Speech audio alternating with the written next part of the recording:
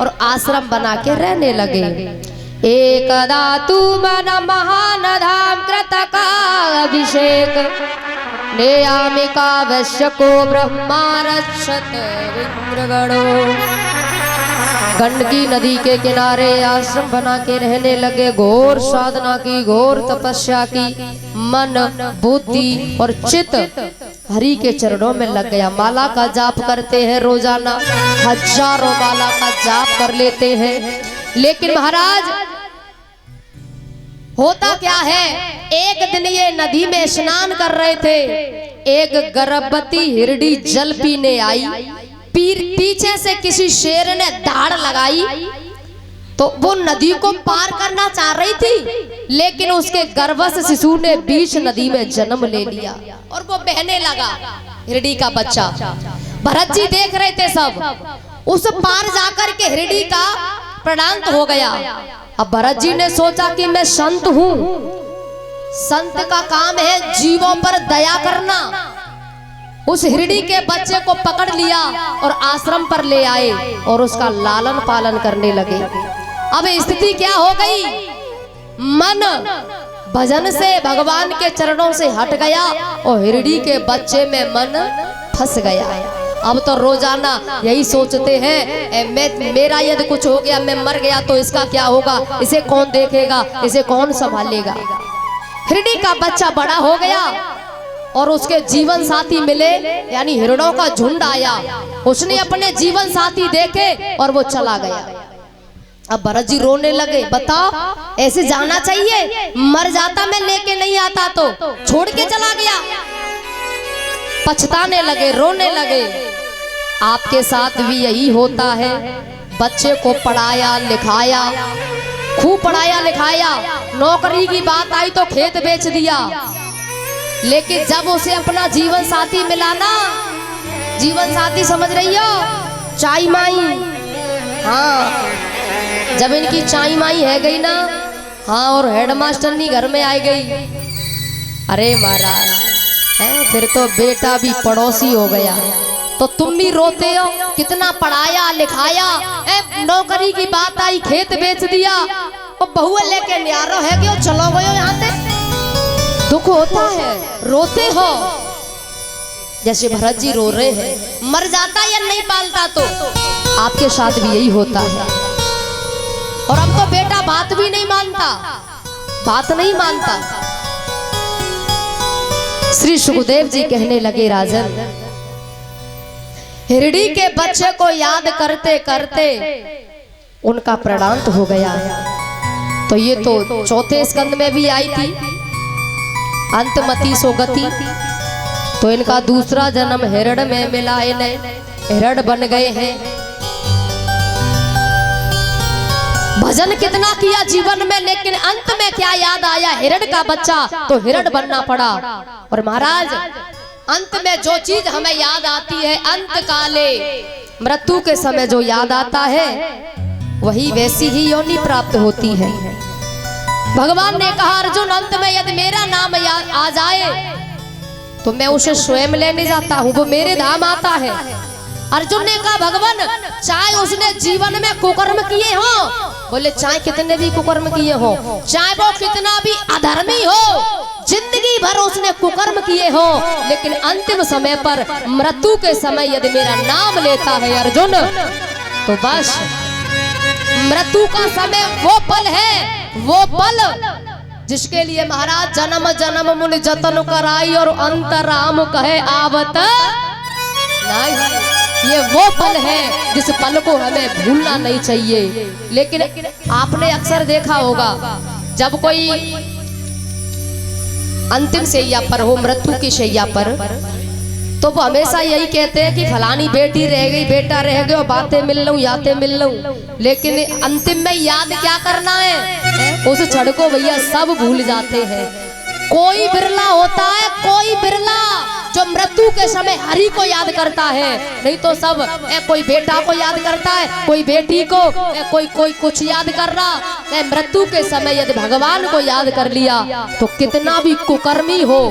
अब यही देख लो, कथा प्रमाण है कितना भजन किया भरत ने, लेकिन मरते समय क्या याद किया? हिरण। तो हिरण बनना पड़ा। चाहे कितना भी कुकर्मी हो, मृत्यु के समय परमात्मा को याद करता है तो महाराज भगवान कहते हैं उसे स्वयं में लेने आता हो। और कितनी प्यारी बात कही है गीता में अर्जुन, ऐसा दुराचारी पापी आत्मा जिसने जन्म पाप कमाए।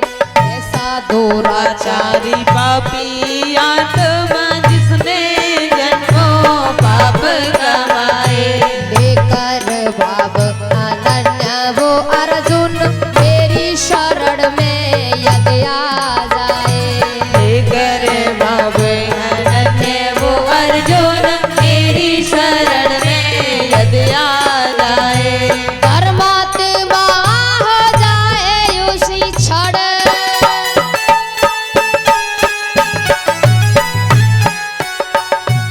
कितनी बड़ी बात कही है।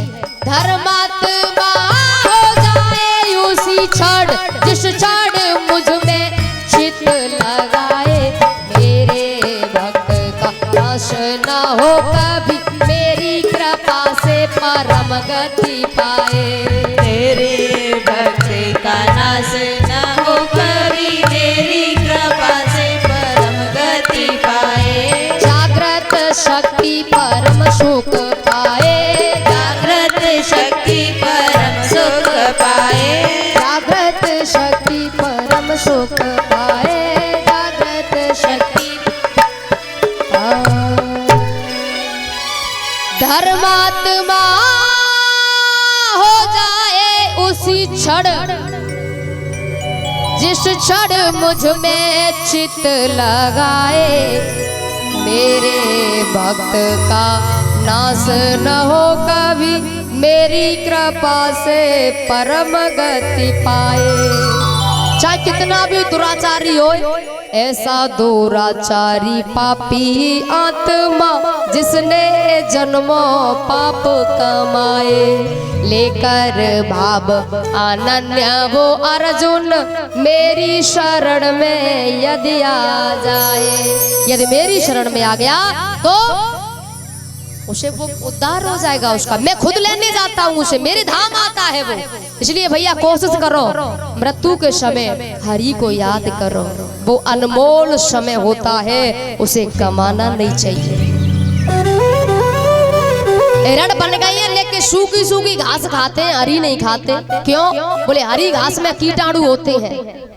अब सोचते हैं कि गलती बहुत बड़ी करी मैंने, हिरण को याद किया तो हिरण बनना पड़ा।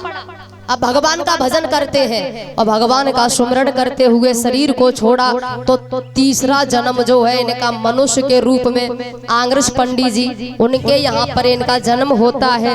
बोलिए वृंदावन बिहारी लाल की जय हो। इनका जन्म हुआ।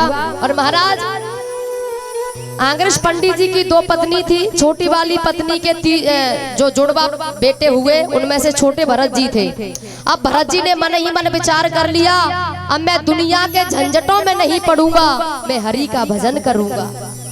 अब थोड़े बड़े हो गए तो बोलने लायक हो गए, चलने फिरने लायक, और फिर और बड़े हुए तो महाराज एक दिन पंडित जी ने कहा, बेटा गायत्री मंत्र पढ़कर सुनाओ। पंडित जी ने 50 बार पढ़ के सुनाया और कहा कि अब तुम मुझे सुनाओ, लेकिन नहीं सुनाते। क्यों? भरत जी सोच रहे हैं यदि मैंने इनको गायत्री मंत्र पढ़ के सुना दिया और कुछ मंत्र सीख लिए तो ये कहेंगे कि जा बेटा नामकरण करवाने चला जा, कभी कहेंगे जा शादी विवाह कराने चला जा।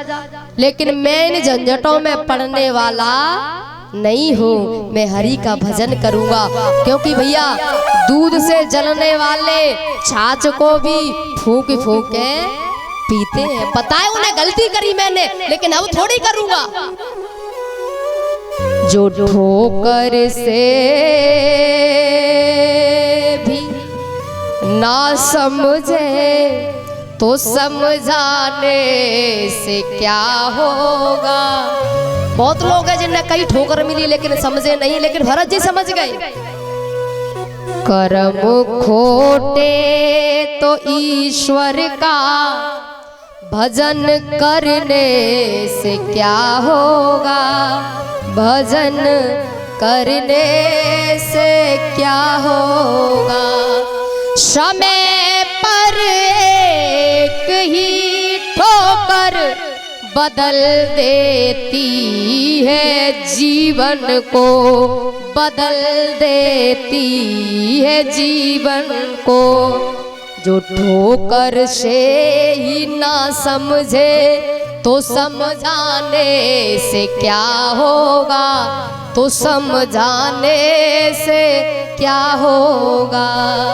लेकिन ये समझ गए, भगवान का भजन करते हैं, किसी झंझट में नहीं पड़े, बोलते नहीं है, बिल्कुल शांत रहते हैं। आंग्रेस पंडित जी उनकी दोनों